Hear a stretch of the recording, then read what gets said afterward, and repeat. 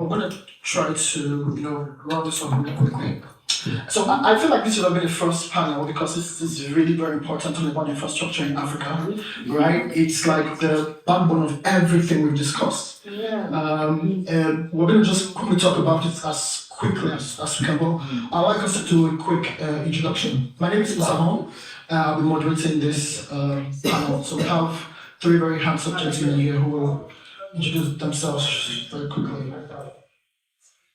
Thanks, Osahon. To be honest, I'm really always very happy when I'm in a gathering where we are talking about the African story.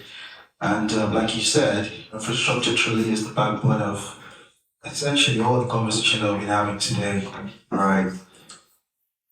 When it comes to infrastructure in Africa, mine is usually less about concrete and steel and more about capital coordination and confidence. And my name is Ore, and I'm an entrepreneur at the moment. I co-founded Stocks Associates. It's a cross-border treasury and finance business. We in Africa we help to facilitate African trade and connect businesses, ecosystem players by way of liquidity, by way of contributing into the investment movement into Africa, among other things. Before that, I was in corporate finance, space. Before corporate finance, I did corporate finance. I did structured funding. I raised a lot of financing for my financial institutions that I worked in. I raised Tier 5 funds, alternative Tier 1, Tier 2 funding, trade finance, risk sharing facilities, guarantees, from DFIs, mostly from DFIs actually, commodity traders. Yeah. So that's basically the brief from me. Thank you very much. Yeah, hi everyone. My name is Sehinde Afolayan. Osahon, thank you very much. I'm really very excited to be here. So a bit about me, been an entrepreneur all my life, so this is what I do. So I run a company called All247. So All247, basically what we do is to connect businesses to logistics solutions such as warehousing, haulage, port operation. So we work with some of the big organizations that you may know, Dangote, Unilever, Cadbury, Quinzec, Nestle, just to mention a few. We've been doing it for 5 years now. We're at our Series A raise, where we're raising about $15 million US. We did a seed funding 2 years ago, about $3 million US. In terms of revenue, we've been growing really fast the last 12 months. We've done about over $4 million US revenue. And the next 12 months, we're primed to do about 3x of that in terms of revenue. Thank you. Thank you very much. Hey guys, I felt like Pamina introduced me during this panel, so it depends on who is asking. So how many investors are in the room, so I can pitch myself as a founder? Alright, okay. Yeah. So today I sit at the intersection of scaling companies and finance. I work with asset managers, help them raise funds, structure their deals. I sit also on their boards, but I also work on the founding side, so scaling infrastructure companies, scaling technology companies. I also run a very influential consulting business. We work with government and big organizations to bring capital together across multiple places in Africa. That's how come I mean, they keep mentioning me on the stage. Yeah, so I've done this across more than 27 countries, 3 continents, and we're just getting started. Wonderful. Thank you very much. So we'll just dive right into the conversation. So when we talk about infrastructure in Africa, we talk about the rails, the roads, the electricity. I mean that's important, but there are also some level of invisible infrastructure that we really need to fix, right? So when Sam was talking, so he made mention of the company that invested a lot into fiber companies and they failed, and those companies became the backbone that Amazon built on, right? So I would also link this to Jumia, right? So Jumia is a very big company in Nigeria, and there's a lot of talk about how they've been unprofitable for a very long time, right? But from what I know about Jumia actually built the infrastructure layer for e-commerce in Africa, right? So we need to also talk about infrastructure from the place of venture players building this infrastructure. Usually they're always like they kind of sacrifice their so the model that we have today is that these guys who come in to build this infrastructure as ventures often fail, right? Because I feel like there's no strategic approach to it, right? Without the investment of over $1 billion, right, in Africa that Jumia has done, Conga and the likes of Childek, who are currently succeeding, that we don't have anything to. There's a playbook that improving, right? So for logistics, for instance, I'll just direct this question to Sehinde, right? So aside from the infrastructural problems that we see, the rails, the road, power, right? So what are the biggest opportunities for startups and investors to build infrastructure layer businesses, right, with a strategic view, understanding that what they're building is long term, right? The burn rate has to be slow. There has to be like a clear goal. And do you think investors need to understand this? So these people are usually called like the first movers, right? They're usually very high risk, they fail most of the time, but there's an opportunity there for those who are strategic enough to build something that will outlast them. All right. Great question, by the way. I think I say this because, the fourth question you usually hear is how do we build roads? How do we build these very physical, hard assets rather than actually the foundational invisible rails, right? And when we talk about this in terms of these rails, we're looking at data. We're looking at identification. We're looking at a situation where, and I'll give an example. I live in Lagos, and I live in Lekki Phase 1. And on my street, my house number is 58, but there are about 4 other 58. On that same street. Yes, so it's not, and it's quite funny for some people that may not be familiar with Lagos. You may say, oh, maybe I live in maybe seemingly agro area. So for an agro area to have that kind of situation, so every time when we're going to get a parcel or anything, we have to call, right? The person will say, oh, I'm in front of your house. We say, no, that's not our house. Come to our house. So this is some of the issues that we're talking about. And of course, in Nigeria, as we speak today, a lot of people run, what you call very blind digital, identification. Yeah. Nobody knows a lot of people, right? And that is where we're supposed to start first.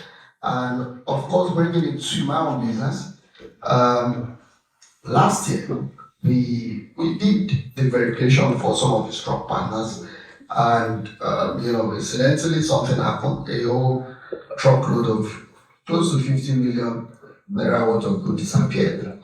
And when we tried to probe further based on the information we have about this person, we didn't see anything. Even the police, they were not able to help. And that's how terrible it is when we're talking about these invisible rails. So for me, where I see opportunity will be, first of all, is on maybe identification, right? How can entrepreneurs look at these opportunities because there are a lot of opportunities there. If you provide me right now a service that can allow me to verify people in a very reliable way, I don't even mind. I can be paying for every that pay that I receive because it's really very important, and that's cut across the entire business landscape in Nigeria. So you have to be able to have that to then build on some of these hard assets that we always talk about. So we must start from the invisible rails where digital data, who wants to really build businesses can, take advantage of this and build. Thank you very much. Great. Thank you very much. Let's get one for please. Thank you. Yeah. So that would kind of help us go into the next question. All right. So we have a lot. So one of the most advanced sectors in Africa is the fintech space, right? And one of the reasons why that sector is very advanced is because the major players, the big guys, the banks, they've done the work to build a core infrastructure. For instance, in Nigeria, everything runs on NIP, right? InterSwitch also has their own clearinghouse, but I think everybody likes to work with it because it's reliability. But that single infrastructure has, spurred the likes of Flutterwave, Paystack, and all the unicorns you see in fintech, right? But there's a lot more to be done, right? They still have issues like fraud. This is where you're an expert. This is your turf. So the one of the issues we have, right, is having to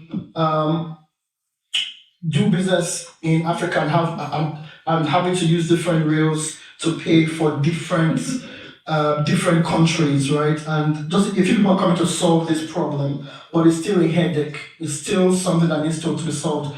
So my question would be, what do you think? Like, how can we, right, build an Africa-wide interoperable payment system that does not need to depend on the US dollar? That's a very amazing question. Thanks a lot, Osahon. And I'm going to answer the question from my experience. So, and the experience that led to us starting Stacks. In 2021 December, it was just me and my partner. We wanted to just go for a holiday in Cairo, and we were taking our babes along as well. We just wanted to have a good time, right? And when we got to Cairo, before we left Nigeria, was a rush hour period, and then we got our dollar cards, and we only went with dollar in cash and our local naira cards. So although we didn't realize that until in Cairo, we had got it back. We got to Cairo, then went to Sharm el Sheikh, then we came back to Cairo, and then the travel company said that for some reasons we're not going to leave when we're supposed to leave, so we're going to leave 3 days after. We were already low on cash and that. In fact, we didn't have the dollar anymore, and then we were stranded clearly, and we only had our naira cards with us. So me and my partner, so he came and knocked my door. He said, "Alright, there's a problem." Because he is custodian of the cash. He said, "There's a problem. We don't have money."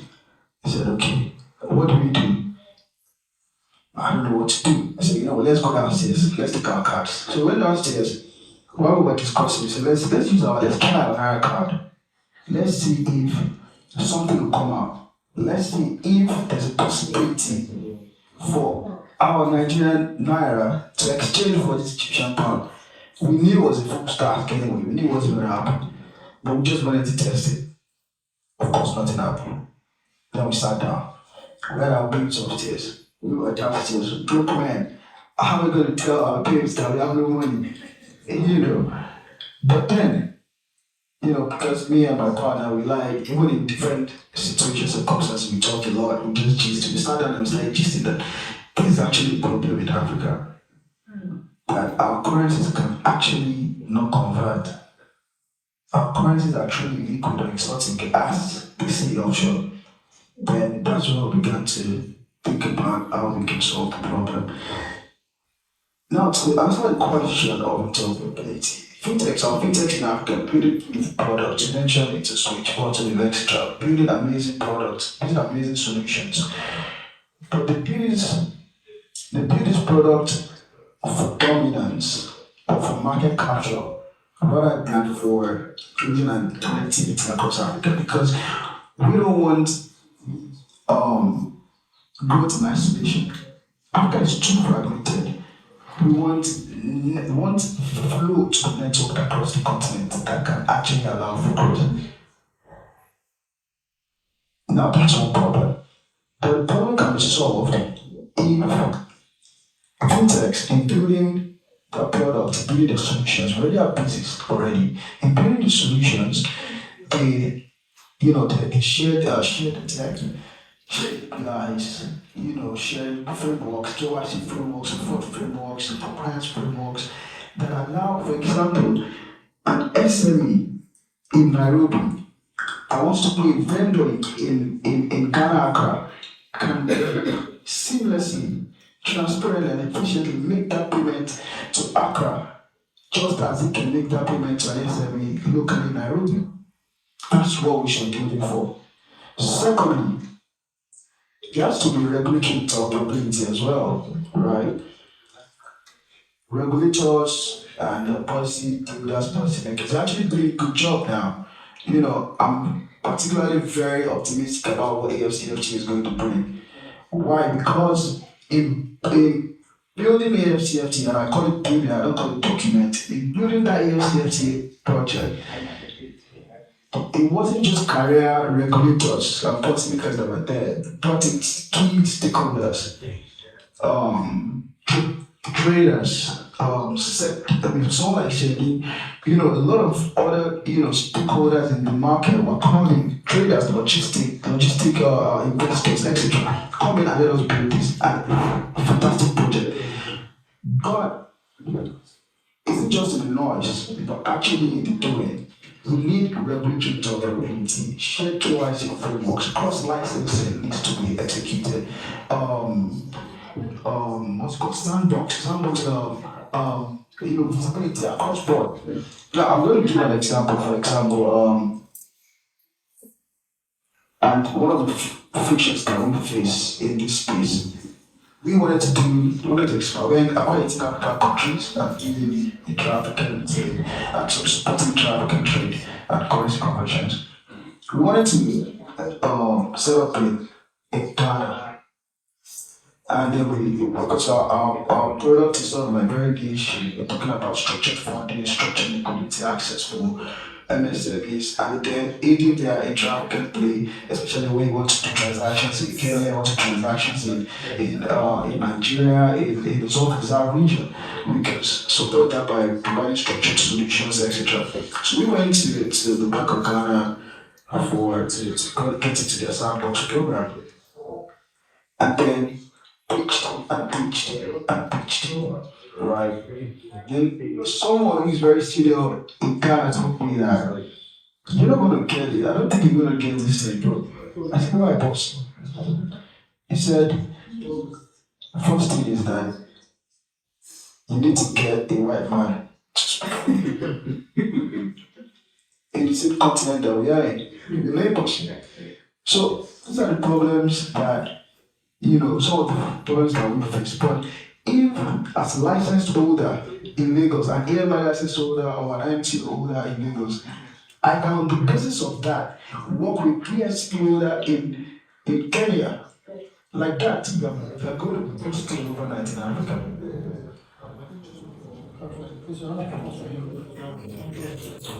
I want to encourage the guys. All right. Yeah, I think that response is actually spot on. I mean, there's a lot of work with, I think, PAPS. They're building PAPS. That's sort of like the backbone for African payments transactions, right? But I feel like just like I think it's gonna take a long time because a lot of red tape and bureaucracy. You know, the beauty about PAP, sorry, Osahon, is that, in fact, it's one of the offshoots of the LCFTA and the brainchild of African Bank, which has said that there's actually resulted in regulators and policymakers doing stuff. PAPS, so when PAPS was going to start, right, the bureaucratic thing started with them. They wanted to, the rollout of PAPS when they started was that, central banks across Africa are going to net the netting system across central banks. Africa is still very nationalistic. Central banks will never part away with their dollars to another central bank. So when PAPS was going to roll out, so we were pitching to PAPS because we were doing on the private side of things, right? And the traffic thing, the traffic thing. We went to PAPS to PAPS, we can actually do this with you, right? And they saw it. When they were going to pilot, they did revise the model and set as a marketplace and started connecting with key stakeholders, with central banks. Now I think they've been accepting about 9 countries now out of 54. Very soon, PAPS is going to have a partnership across all of these countries. And it's the private sector players like us that will be powering that platform. Yeah, which is very brilliant. That's brilliant. Yeah, I when I saw the first model, I knew it was going to work because the central bank model will take a long time. Getting the central bank to move in a country is usually very tough. And getting them to move across different countries, and that model looked very difficult. But I think with the new model, I think that's quite achievable. Thank you so much. So finance is it's a very heavy industry in Nigeria, but also telecommunications has also grown, right? We've seen the adoption of 5G networks in Nigeria. We're seeing the rise of data centers. I think we had a conversation where was it Okwe? I can't remember who mentioned that there were 10 of those already in Africa. So but I feel like I still think I see that we all know, right, that people are the issue of these tools are not, they're not deep within each country. There's no inclusion. We've not gotten to that part where we say, okay, it's readily available for everyone, right? And having these are like basic tools that will aid growth in Africa.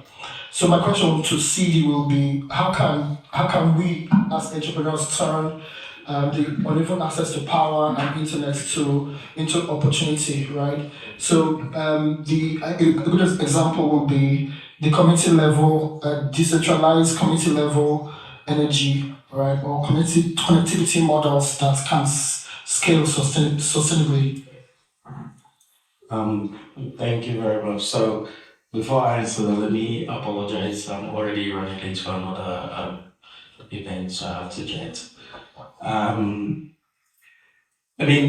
Part of your question already provided the answer. So we invested in Israeli infrastructure, environment, government. Most of African government are running into a deficit.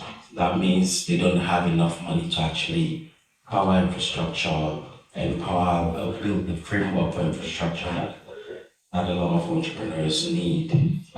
So what needs to happen is entrepreneurs like these two gentlemen have to be able to come in to solve that. Several years ago, as part of my hunger for knowledge, I took a course with Harvard, and there was the concept of institutional entrepreneurship that was introduced, right? Which is about going deep into the core of problems that can actually become layers or foundation for other players or other entrepreneurs to actually plug in. So, to your question, it's quite simple. Today, when we started off in Sierra Leone, the Rasab group, we wanted to make internet accessibility a reality. So we partner with the government of Sierra Leone. As much as we think government are our enemies, they are not. You just have to understand the language. And we partner with them. We took over the fiber optics management in Sierra Leone. We did that, and internet costs dropped by 60% automatically. But then now people have access, but they lack speed. Because access doesn't mean that you have speed to be able to compete globally. We understood that, so we built a distribution framework. So you have access, we manage the fiber optics, now we distribute. And then when we distribute, now we move on to launching the very first standalone 5G network in the Marne River Union. So speed becomes part of the offering. So if you look at the trajectories, we establish the infrastructure, we deliver that infrastructure to your doorstep, plug you into speed, but now you have to transact. So next product was a neobank, Vault. And once we plug in Vault, in less than 12 months, that's $1 million in transaction. I'm one of the directors for Vault today, leading globalization. The point is, I use that example because I see a lot of entrepreneurs. I've been 3 times entrepreneur. My last company scaled to 30 plus countries globally. I built that from the UK. And when I see entrepreneurs in the continent today build, you mentioned Jumia, you mentioned Konga, you mentioned multiple other e-commerce businesses. The reason why it has been very hard for some of these businesses because they play the reverse game. They think everybody wants to buy online, but they forget that logistics is very broken. E-commerce is powered by logistics, right? And so when you think about institutional entrepreneurship, it's a lot more harder. You don't really chase valuation, but those network becomes the bedrock for other entrepreneurs to build. And so this is why we see M-Kopa doing very well. And we get to see M-Pesa being the bedrock for mobile money. And now we're seeing even more players coming in. So there's a lot of problems, there's a lot of challenges, but every challenge comes with a huge opportunity. It's about your process and your approach to that opportunity and your ability to convince regulators, stakeholders on why they should believe you. Because in every environment, you will meet challenges, right? Yeah. Persistence help you get through those challenges. Consistency helps you secure the success that you need. Great. Thank you very much. Please, a round of applause. Right. So I'm going to ask the last question quickly. Just quickly. I think I'm going to ask you first, Cindy. So I think AI was a thing in the last panel, right? And I think it's a very important conversation we need to have. We understand that Africa cannot win the AI race, right? But we cannot ignore it because it's very key to being relevant in this economy, right? So I know that while we're not able to compete with the US and China, we must play at any level possible. So if you were to, say the opportunities where people can plug in AI right now, where do you think? Do you think people should be going into the infrastructure layer, or should they be going at the application layer? And what layer do you think people should be playing at? So, firstly, one of the earliest companies that I helped scale to the Middle East was an AI company. Well, machine learning before AI became sexy, right? Africa can win. See, the issue with these conversations that we're having is when we look at AI, we're looking at big data centers, right? But AI is a whole industry. we can supply the talent. Over 40% of the people, of some of the smartest AI researchers in the world, have connections to Africa. So when you tell me that African can't win, I'm wondering in what is the context, right? What exactly? Because sending out the blanket conversation on Africa is going to lose here and there, we have to be able to contextualize these things. Let me give you another practical example. As a young lady that I worked with in Uganda to help scale her business, she founded a company called Chill AI. Before AI was sexy, before ChatGPT came, her company helped early detection of cancerous cell in women. She got a $1 million grant from Michael Bloomberg. Her company now enabled you to understand, which is the Africa's unique selling point. Her platform enables you to be able to interpret your doctor's note in different local languages. So when you look at the big language model, when you look at the large language models, the bias is incredible. Yeah. Right? So multilingual, there's no continent in the world that is as multilingual as the African continent.